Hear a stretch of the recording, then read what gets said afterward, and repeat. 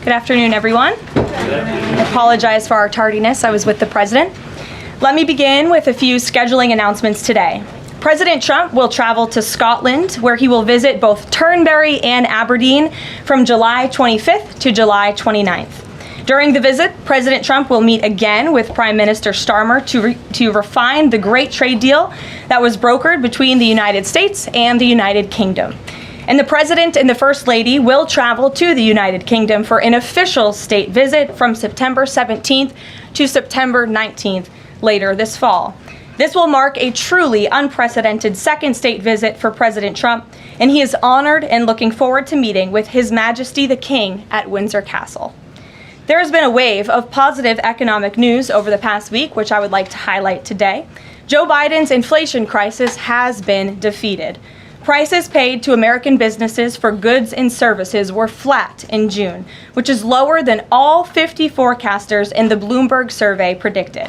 And core inflation, which is the best measure of inflation, came in lower than expected again in the month of June. Since President Trump took office, core inflation has tracked at just 2.1% overall and has come in below or at economists' expectations every single month. Wages are growing at a strong pace and prices are falling for everyday Americans.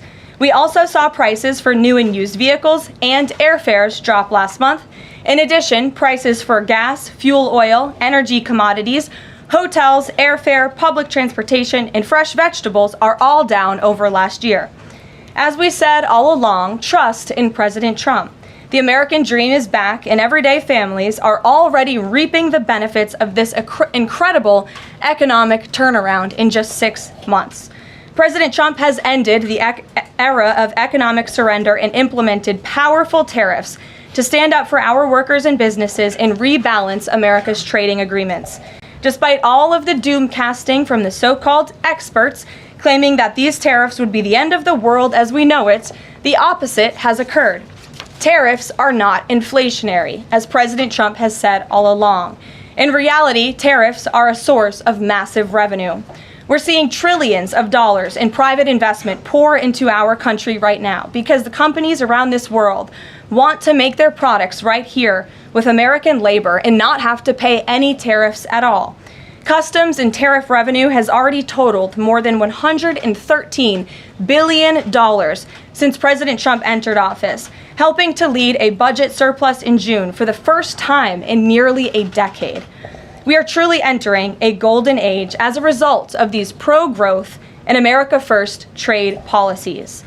On another matter, yesterday in the East Room, the president was proud to sign the Halt All Lethal Trafficking of Fentanyl Act into law, surrounded by angel families to help finally end the devastating fentanyl crisis that has ravaged millions of Americans.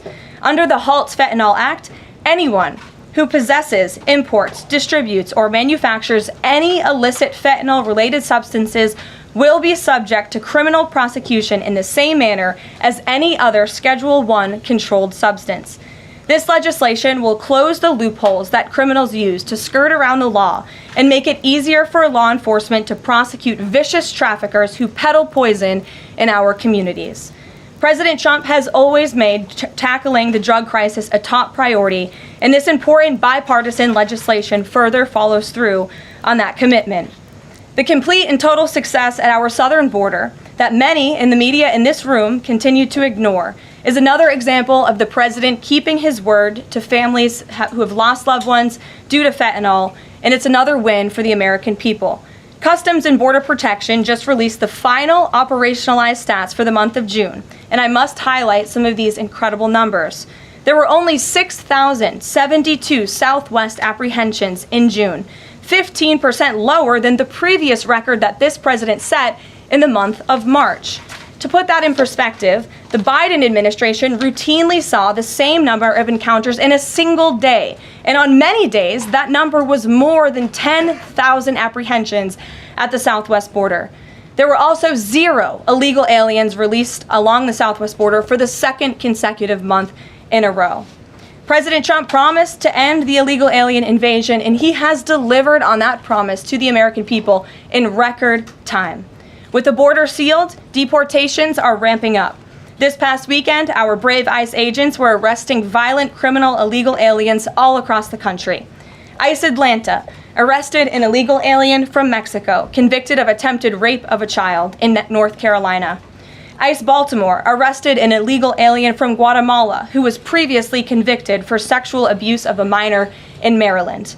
ICE Houston arrested a criminal illegal alien from Mexico whose previous conviction includes aggravated sexual assault of a child in Texas. ICE Salt Lake City arrested a 32-year-old illegal criminal alien from Mexico who was previously convicted for child abuse and injury. ICE Baltimore arrested a criminal illegal alien from El Salvador convicted in Maryland for possession of child pornography.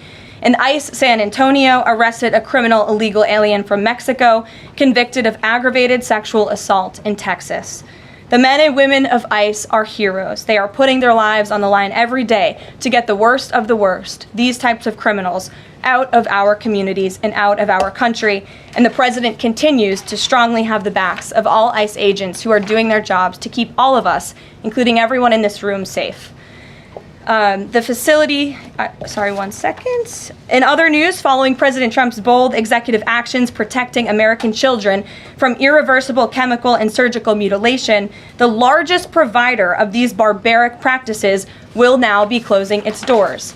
The facility in Los Angeles, California, is just the latest facility downsizing or eliminating their irreversible and harmful services that feed into the lie that you can somehow change a child's sex. The Biden administration peddled dangerous policies that defied medical science in favor of radical transgender ideology. But President Trump has put an end to that to ensure America's children's innocence is protected and our children can lead healthy and productive lives. Finally, last night, Senate Republicans passed President Trump's $9 billion rescissions package. This will help restore fiscal sanity in our country by rescinding billions in wasteful foreign aid and finally ending taxpayer funding for PBS and NPR, two media organizations that have ridiculously used federal dollars to push a partisan left-wing agenda for many years. The House should pass this rescissions package immediately and send it to the president's desk for signature. On another note, I know that many in the media have been speculating about bruising on the president's hand and also swelling in the president's legs. So in the effort of transparency, the president wanted me to share a note from his physician with all of you today. In recent weeks, President Trump noted mild swelling in his lower legs. In keeping with routine medical care and out of an abundance of caution, this concern was thoroughly evaluated by the White House medical unit. The president underwent a comprehensive examination, including diagnostic vascular studies. Bilateral lower extremity venous Doppler ultrasounds were performed and revealed chronic venous insufficiency, a benign and common condition, particularly in individuals over the age of 70. Importantly, there was no evidence of deep vein thrombosis or arterial disease. Laboratory testing included a complete blood count, comprehensive metabolic panel, coagulation profile, D-dimer, B-type natriuretic peptide, and cardiac biomarkers. All results were within normal limits. An echocardiogram was also performed and confirmed normal cardiac structure and function. No signs of heart failure, renal impairment, or systemic illness were identified. Additionally, recent photos of the president have shown minor bruising on the back of his hand. This is consistent with minor soft tissue irritation from frequent handshaking and the use of aspirin, which is taken as part of a standard cardiovascular prevention regimen. This is a well-known and benign side effect of aspirin therapy. And the president remains in excellent health, which I think all of you witness on a daily basis here. So the president wanted me to share that note with all of you. I'm happy to take further questions on it. We will provide the memorandum from the president's physician to all of you, as we always do. And we'll get to questions. Here in our new media seat, we have Frank Corva, who's the White House correspondent for Bitcoin Magazine, which comes at a timely week with crypto legislation moving across Capitol Hill. So why don't you kick us off, Frank, and thanks for being with us. Thank you so much. We Appreciate it, Ms. Leavitt. Sure. I was curious to hear if the president was in favor of removing any and all language around central bank digital currencies from the Genius Act, maybe as a means to get it across the line and get it on his desk. And then my second question was about something the president spoke about in this room. He talked about a $600 de minimis tax exemption for Bitcoin and other crypto spending. So I was just wondering if you could comment on those. Sure. Well, the president did signal his support for a de minimis exemption for crypto, and the administration continues to be in support of that. We are definitely receptive to it to make crypto payments easier and more efficient for those who seek to use crypto as simple as buying a cup of coffee. Of course, right now that cannot happen, but with the de minimis exemption, perhaps it could in the future, and we will continue to explore legislative solutions to accomplish that. As for the central bank digital currency and the Genius Act, which you noted has passed through Congress and will be sent to the president's desk. I believe the House is voting on it. If they haven't, they should be passing it. We know we have the votes, and we expect it to get to the president's desk, and we are planning a signing ceremony tomorrow afternoon. All of you will get more details on that. This piece of legislation is going to make America the crypto capital of the world, and that's what the president promised. As for a central bank digital currency, the president opposes that. He made that promise to the American people on the campaign, and while it's not in this specific piece of legislation, he did sign a January executive order banning a central bank digital currency. The administration supports Congress's efforts to codify that executive order into law, and I believe there will be future pieces of legislation in regards to crypto that will be moving through Capitol Hill. The president looks forward to signing them, and he looks forward to the signing ceremony this afternoon. So thank you for being with us today. Sure. Jackie. Thank you, Caroline. There's been a lot of discussion about the Epstein files and the president's comments yesterday calling it a hoax. Can you clarify which part of the Epstein hoax is the hoax part? The president is referring to the fact that Democrats have now seized on this as if they ever wanted transparency when it comes to Jeffrey Epstein, which is an asinine suggestion for any Democrat to make. The Democrats had control of this building, the White House, for 4 years, and they didn't do a dang thing when it came to transparency in regards to Jeffrey Epstein and his heinous crimes. It was this president who directed the Department of Justice and the Attorney General to do an exhaustive review of all files related to Jeffrey Epstein, which they did.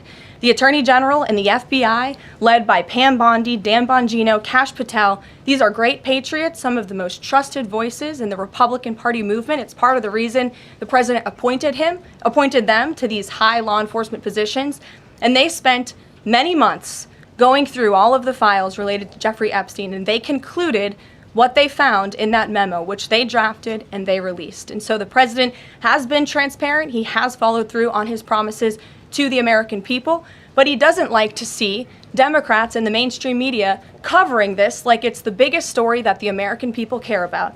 The president has been working so hard this week. On Tuesday, he went to Pennsylvania, where he secured $90 billion in investments for the Commonwealth, for the people of that state.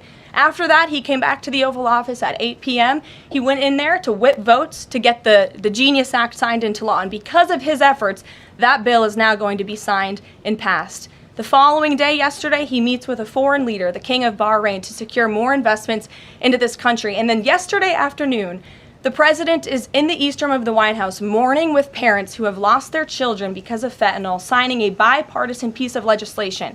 And not a single cable network in this country took that event live and covered that event like they should. Those are the issues the president cares about. What could be more important to the American people than helping families who have lost their children? Those are the issues this president is going to remain focused on. I understand he wants to move on from this story, but you do have some prominent figures, including the Senate Majority Leader, the House Speaker, voicing support for the files to come out. Representative Massey collecting signatures that would force a discharge petition for a vote on the floor for this. It doesn't seem to be going away. What is stopping the administration from just redacting any sensitive information, grand jury information, and putting out what is appropriate so that the American people can decide and then let this story die? Well, in terms of redactions or grand jury seals, those are questions for the Department of Justice. Those are also questions for the judges who have that information under a seal, and that would have to be requested, and a judge would have to approve it. That's out of the president's control. He has said, in agreement with some of the leaders on Capitol Hill, that if the Attorney General and the Department of Justice come across any other credible evidence, they should provide that to the American people. The president has said that, and he agrees with them on Why that. did you fire Maureen Comey? The Department of Justice did, and I would defer you to them. Dasha. Has the White House been directly in touch with some of the MAGA influencers that are still not satisfied with the administration's handling? And has the message to them been similar to what the president has said, which is sort of either let this go or we don't need your support? Well, look, the president and this team are always in contact with the president's supporters, with voices of many kinds on both sides of the aisle. I think that's part of the reason this president is a great president, because he's willing to listen and hear other people's perspectives. But ultimately, he has led this country, not just over the past 6 months to historic success, but also through his first 4 years as president. And as the leader and the creator of the MAGA movement, he has led through these perilous times for our country based on instinct and in the best interest of the country. And as I always say, the American people should trust in President Trump. And one on John, the Fed chair. go ahead, John. Thanks a lot, Caroline. The president on Monday announced that if there's not compliance with Russia within 50 days, there would be increased tariffs. Can you explain how that works, first of all? What happens if Russia doesn't end its war with Ukraine in 50 days? Well, in 50 days, as the president clearly laid out, if there is not a ceasefire agreement or a peace deal within that time frame, if Russia refuses to legitimately agree to a ceasefire, then they will face very steep tariffs, and they will also face secondary sanctions. So countries that are purchasing oil from Russia will be sanctioned as well, and of course that will do deep damage to Russia's economy. And I would just add that the president wants this war to end with a diplomatic solution. He's been pushing for it. This administration has spent many hours and a lot of time trying to solve this war very far away, but the president wants to stop the killing and he wants to save lives. As far Reagan, as the first part go of ahead. what you were saying, Caroline. Reagan, the first go part, ahead. I have two questions for you. It's just about, if I may, just about the tariffs, the first part. I get the secondary tariffs, but there was only $3 billion worth of trade between the U.S. and Russia in 2024. It's expected to be far less this particular year. On April the 2nd, both you and the Treasury Secretary said it's not necessary to apply any tariffs on Russia. You said that because of the lack of trade, it precludes, that was the word you used, any need for tariffs. Why now, and why do you think that that would make them cave and come to some sort of peace agreement as it relates to Ukraine? $3 billion is still a lot of money, John, and it's not just tariffs, it's the secondary sanctions as well that will be implemented in 50 days. Reagan. Thanks, Caroline. I have two questions for Sure. you. First on Congress. Congresswoman Salazar introduced legislation that would give some illegal immigrants in the country a path to citizenship. 10 Republicans signed on to what she's calling the Dignity Act. I'm curious what the White House's position is on the legislation and if the president would veto this bill if it made it to its desk. From my understanding, the White House nor the president has actually read through this legislation. We've been focused on, of course, the One Big Beautiful Bill, which passed, which is another historic accomplishment of this president in record time. The Genius Act this week, the rescissions package, that's been the focus of the White House. But the president has made it very clear he will not support amnesty for illegal aliens in any way. I want to give you a chance to respond to the CEO of NPR. She's claiming that the cuts to their network will, quote, be a real risk to public safety of the country. Murkowski has argued that public broadcasting stations save lives. Could you respond to these concerns? The NPR CEO said cutting NPR will be a risk to public safety. I am not sure how NPR helps the public safety of our country, but I do know that NPR, unfortunately, has become really just a propaganda voice for the left. Just a few examples for you. In 2020, NPR refused to cover the Hunter Biden laptop scandal in the run-up to the election. They said their assertions don't amount to much, writing they did not want to waste the listeners' and readers' time on stories that are just pure distractions. That does not sound like an unbiased opinion. That sounds like a partisan opinion to me. And this is a taxpayer-funded organization. In 2018, that same CEO that you're talking about called the president in the Oval Office, who nearly 80 million Americans elected, she called him racist, shared a photo of herself wearing a Biden for President campaign hat, serves on the board of a Soros-funded activist group. In 2020, PBS's White House correspondent at the time characterized President Trump's speech then at Mount Rushmore as a love letter to white resentment, promoting the myth of America. In 2017, PBS devoted an entire panel talking about what it means to be woke and white privilege. In 2023, PBS's Washington Week Roundtable covered up Joe Biden's clear mental divide. That's actually quite the clip. I would encourage all of you to look at it. These are not honest news organizations. These are partisan, left-wing outlets that are funded by the taxpayers. And this administration does not believe it's a good use of the taxpayers' time and money. Ed Lawrence. Yeah, thanks, Carol. I want to ask you about the Federal Reserve. So does the president believe that the slightly restrictive monetary policy stance right now, could that cause an economic slowdown? And if he does believe that, when? What pause are you referring to? No, could the stance of the monetary policy is slightly restrictive? Does the president believe that that stance, the slightly restrictive stance, could cause an economic slowdown in itself? I haven't heard the president discuss that specifically, but what I do know in regards to the Federal Reserve is the president's been very transparent about his displeasure with both the policies and the management of the Fed, and he spoke about that to all of you pretty extensively in the Oval Office yesterday. Yeah, and last month, one more if I could. Last month, the Canadian Prime Minister said the president had agreed to a July 21st deadline to sort of work towards a trade agreement. That's 4 days from now. Could there be a trade agreement with Canada in 4 days? Well, look, we'll see. The trade team continues to be very active in our conversations and discussions with Canada. The president himself has said, unfortunately, our neighbors to the north have been pretty difficult to deal with when it comes to matters on trade. But in trade, generally speaking, as you know, 25 countries have received letters thus far from the president directly with his big, beautiful signature on them, from Japan to Korea, South Africa, Kazakhstan, Malaysia, just a few countries, and Canada also received a letter for 35%. With that said, if countries want to have legitimate further discussions, the Trump administration and the president's trade team are willing to have further talks, but these letters these countries have been receiving are the deals. And as the president has said, those deals will be made. They are tailor-made to each and every country based on the United States' concerns and what's in the best interest of the American worker and the American people. Caroline. Charlie, go ahead. Thank you, Caroline. No, I called on Charlie, but Deanna, you can go ahead too. Go ahead. The president said that he floated the idea of a special prosecutor in the Epstein case. Can you confirm that? And has he asked the Attorney General to do this, to appoint a special prosecutor to look it over? Well, the idea was floated from someone in the media to the president. The president would not recommend a special prosecutor in the Epstein case. That's how he feels. And as for his discussions with the Attorney General, I'm not sure. Deanna. Thank you so much. Do you know what the president's reaction was to Mike Johnson saying that he wants additional files released, the Epstein files? Was there a conversation with Mike Johnson about that following his comments? I won't discuss the president's private conversations with the Speaker of the House, but as I answered to Jackie's question earlier, the president has said if the Attorney General and the Department of Justice and the FBI have any more credible evidence in regards to Jeffrey Epstein's crimes, they should put that forward. He has called on them to do that. Sure. Thank you, Caroline.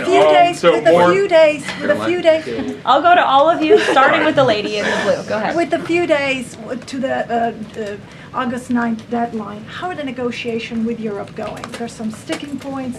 What are they? Can we expect a delay, or should we expect a deal soon? Well, I believe the deadline is August 1st. As for the European Union, they continue to be very eager in negotiating with our country for obvious reasons on ways to lower their tariff and their non-tariff barriers that we have long said harm our workers and our companies. So the president's trade team continue to be in talks with the European Union. Would he accept, or would he put forth a postponement of the August 1st? He's already said he will not. Caroline, Owen, go ahead. Caroline, good afternoon, Caroline. In Gaza today, Holy Family Catholic Church was struck by an Israeli shell. Yes. 3 people were killed, 10 wounded.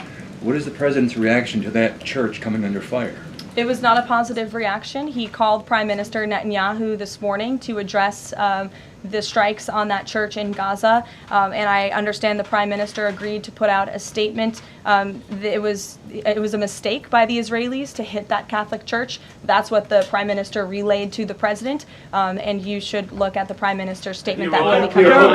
Steve, go ahead. Back to your letter that you read at the beginning. Sure. The President, you said mild swelling in his legs. Is Yes, sir. it causing him any discomfort?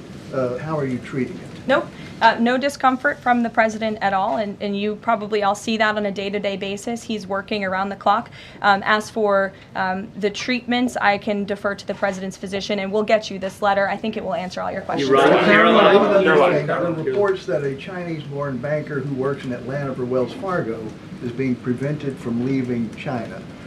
Has the president, is he going to bring this up with President Xi? Are you aware of the case? I'm not aware of the case, but I'm sure our National Security Council team is. Steve will get you some answers on that. Kristen. Thank you, Caroline. Two questions. So the first is that President Trump said that the Attorney General only gave him a brief overview of what was in these Epstein files. Does he have knowledge or an understanding of what is in the files related to Epstein that have not been released? Not to my knowledge, and that's a question for the Attorney General, as I said, and the President has told the Attorney General if they have any more credible evidence, they should release it. Is that evidence, would she have to run that by the President before she released it? I don't think so. He said if she has any more credible evidence, she should release it. Your Honor. Go ahead. Thank you. Go ahead, yes. Great. Thank you, Caroline. Two questions. One, today. And you can go ahead, Andrew. Don't worry. Today, tens of thousands of folks are rallying nationwide to honor the legacy of Congressman John Lewis. Meanwhile, Republicans in Texas reportedly are working to redraw congressional maps at President Trump's urging.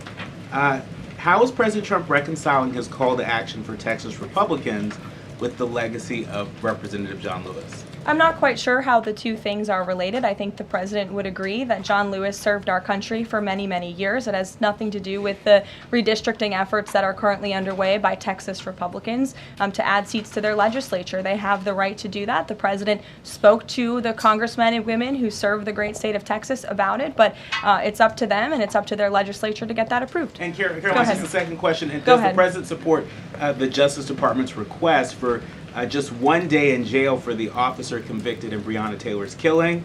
And what message does he believe that sends to her family and to other families seeking justice in cases of police violence? I haven't talked to the president about that case. Go ahead. Just the president, when the president met the interim president of Syria a couple of months ago, he described him as a young, tough, attractive guy.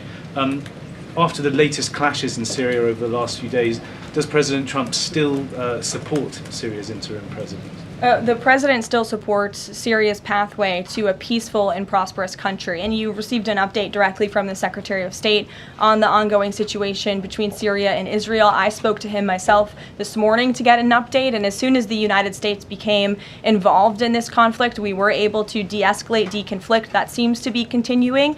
Syria agreed to draw back their troops that were in the area where that clash was ongoing, and we continue to be very actively monitoring the situation. The president wants to see Syria become a prosperous and stable country, and by the lifting of the sanctions on Syria, he's giving them a real chance to do that, and he wants to see that through. Andrew, go ahead. So on Tuesday, the president told a very detailed story about his uncle, noted scientist John Trump, and Theodore Kaczynski, the late Unabomber. He said that Dr. Trump taught Ted Kaczynski. Ted Kaczynski was not identified as the Unabomber until 1996, 11 years after John Trump passed away. It would have been impossible for John Trump to have ever discussed the Unabomber with the president. So what was he talking about? And I have one follow-up. Andrew, with so many issues going on in the world, I'm a little bit surprised you would ask such a question, although I'm not sometimes coming from you, I will say, but I'm willing to give you an answer. Nevertheless, the president's uncle did, in fact, teach at MIT. He was a very intelligent professor. The president's very proud of his family. In fact, the president has a letter from his uncle on the MIT letterhead that sits in the Oval Office dining room. Maybe we'll let you see it sometime. And then Elizabeth. Caroline, one more. Elizabeth, will the president consider pardoning Ghislaine Maxwell Elizabeth, if the Epstein case is a hoax? Okay, I'll start off with the president said last week he would not be getting involved in the New York City mayoral case. If that mayoral race, if that's still the case, given his history drawing a large crowd in New York City, what's his reason for staying out of it in that way? Well, look, I think the president reserves the right to get involved in races or not get involved in races, and he's made the decision not to weigh in on the New York mayoral race, as you rightly pointed out, although he has gone as far to say he absolutely does not want to see Zemdami elected, who is a known communist who supports the abolishment of private property, the defunding of police.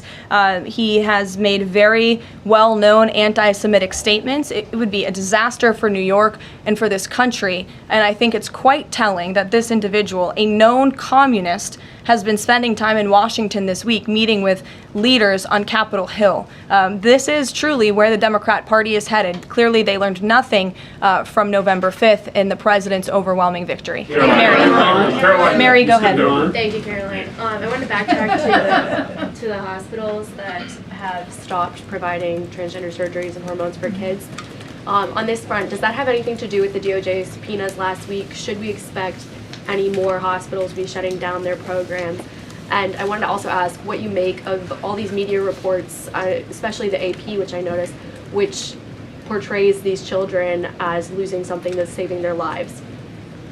Yes, I think the president spoke a lot about this issue, which is a political issue, but also really a cultural issue that impacts children and families. He talked about it a lot on the campaign, and I think he was quite surprised by the uptick we were seeing in the embracement by the Democrat Party when it comes to the chemical castration and mutilation of young, innocent bodies. And so the president made it a very early priority to sign very strong executive orders to cut off the funding for any hospital or any medical facility in this country that provides such barbaric procedures. And as a result of that strong policy and the president's strong common sense position on this issue, we've had such an overwhelming response, which is great for children in Arizona. Phoenix Children's Hospital has stopped providing puberty blockers and hormone therapy to minors. In California, Stanford Medicine ended sex change surgeries for minors. Children's Hospital Los Angeles is closing its Center for Trans Youth Health and Development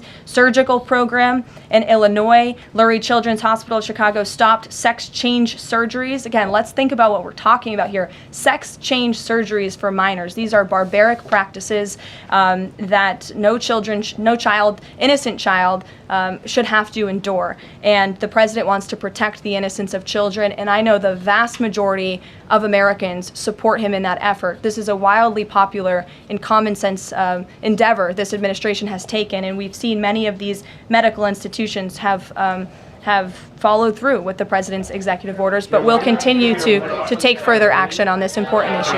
Garrett. I too, if you'll indulge me. Sure. On the rescissions package, I wonder what the White House makes of this theory that it increases the odds of a shutdown. The theory is basically, why would any Democrat vote for a bipartisan spending deal with Republicans if Republicans can turn around and claw the money back the next day? Look, $9 billion worth of crap that it was in our federal funding that is now being rescinded. This is a good thing for the American people and the American taxpayer, and I think our Office of Management and Budget Director was saying this process should be more bipartisan. Democrats, there was a time in this country where Democrats too cared about getting rid of waste, fraud, and abuse in our federal spending. I think every American agrees the government spends way too much money on things that don't matter. Some of those things include PBS and NPR, or for instance, the Democracy Fund, which was funded to the tune of $83 million through the Department of State, but they were giving hundreds of thousands of dollars for gender equality and empowerment hubs in Yemen, $3.9 million for strengthening information integrity, equality, and democracy for LGBTQI population of the Western Balkans. These are not good uses of the taxpayer funds, and Republicans are proud to lead that effort, and we wish more Democrats would join us in that. I wanted to follow up on the Maureen Comey question just to clarify. Did the White House have any knowledge, or did the president sign off on her firing? This was a decision that was made by the Department of Justice. There was an agreement that was made between Immigration and Customs Enforcement and the Centers for Medicaid and Medicare Services regarding access to Medicaid information for 92 million Medicaid recipients around the country. That includes health information. So how does that not violate HIPAA violations and privacy concerns, for example, of American citizens? I'm going to have to defer you to Immigration and Customs Enforcement on that. I'm unfamiliar with that agreement that they made. Thanks, Caroline. Two questions. Rumsfeld said today he's going to be looking into cost overruns in the Fed's renovation projects. Is there a deadline for him to come back with findings to the president? I don't believe there's a deadline the president has set for Rumsfeld, but I think, again, this is a good use of taxpayers' time to look into this project that is millions and millions of dollars over budget. It's for a big, beautiful mansion for the federal chairman, reserve chairman, and I understand that it costs much more than it did the beautiful palace that many of you joined us at when we went overseas. So it's completely unnecessary, it's overpriced, and I think it's a good thing the administration, led by the president, is looking into it. If there ever were to find wrongdoing or fraud, would the president reconsidering firing Jerome Powell? Look, it's a hypothetical question. We'll see where it goes. The president spoke about how he feels on this matter yesterday. Sure. Thank Thank you so much, Caroline. So we saw Ambassador Huckabee arrive to Prime Minister Netanyahu's trial to show his support. Does the president plan to impose any kind of sanctions against the Israel judicial system? I don't have any update for you on that or any announcement on that front. I don't believe so. Does the president believe that justice has been served in the Epstein case? Look, the president believes that he directed the Department of Justice to do an exhaustive and thorough review, and they did that. And they all agreed, the FBI director, the deputy FBI director, the attorney general, on the memo that they drafted and they released. Thank you, Caroline. Just a follow-up on Reagan's question. Representative Salazar's bill, it grants illegal aliens with legal status for 7-year increments. It also gives permanent path to residency for so-called dreamers. And, you know, President Trump and Labor Secretary Chavez, who previously co-sponsored a version of this bill when she was in the House, they've spoken about a work deal similar to the bill, I believe. What's the difference between a work deal and amnesty? Look, as I told Reagan, the president, the White House have not reviewed this specific piece of legislation. It's just not where our focus has been. But the president, for one, has been very clear he does not support amnesty. We'll go to, look at some friends in the back. Brian, go ahead. You didn't show up early enough to get some good real estate up here. I love it.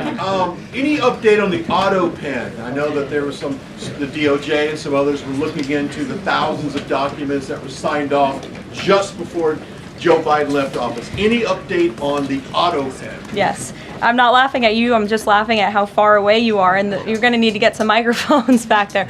On the auto pen investigation, yes. The White House counsel's office has launched their own investigation into former President Biden's usage of the auto pen. We have requested some documents from the National Archives, and again, as I've said many times from this podium, and the president has said as well, it's incredibly important that we get to the bottom of who really was at the tip of the spear in the decision-making process here in the White House, because former President Biden himself admitted to the New York Times, I understand he never gave interviews when he was here, but now all of a sudden he wants to give one, and he said that he did not actually review every single pardon that he signed on his way out the door. That's incredibly concerning, and I can tell you it's something this president would never tolerate. This is a president who is signing things all the time. Any document that has legal implications, this president's signature is on it because he's the one making the decisions. It does not appear that was the truth in the previous White House, and I know the American people want to receive answers on who was running the show, because the decisions that were made in this place really destroyed our country, and we deserve to get to the bottom of it. Mark, in the back. Thanks. Some Christian groups are complaining that they are not able to get visas as quickly to travel to Israel, and it's been elevated to Ambassador Huckabee's station. Is the White House aware of that? Does it have any reaction to that? And is that part of the president's disappointment with Netanyahu and his government? Look, I'm not aware of that, Mark, but I'm sure, again, our National Security Council is, and also the State Department. As you know, travel visas roll through Secretary Rubio's shop over there, whom we work very closely with, so we will check in on the matter. But I know overall this president and the administration do want to streamline the visa process to make it easier for both Americans who want to travel abroad and people abroad who want to come to our country the legal way. Sure. Go ahead. I was going to the gentleman above you, but go ahead, Libby, and then you can go. Sorry. Okay. Two questions for you. The first is, during the Hill Nation Summit, Secretary Noem suggested there could be some changes to TSA's liquid limits. Is the President aware of that? Is that an idea that he's backing? And what would that timeline and the changes look like? Sure. I would defer you to the Department of Homeland Security, but I did see Secretary Noem's comments, and I think it's great that on day one she asked TSA, what are we doing right? What are we doing wrong? How can we make air travel more efficient while maintaining utmost security for American passengers and travelers? And I know they announced no more shoes, or you don't need to take off your shoes anymore at the airport, which I think is welcome news to all of us who travel a lot. But further guidance or decisions, of course, that's in the Secretary of Homeland Security's overview, and I would defer to her. And the other question for you is on Bondi and Burgum's trip today to Alcatraz. I'm curious what the funding is going to look like for that, and who the President does want to see incarcerated there, if it were to become.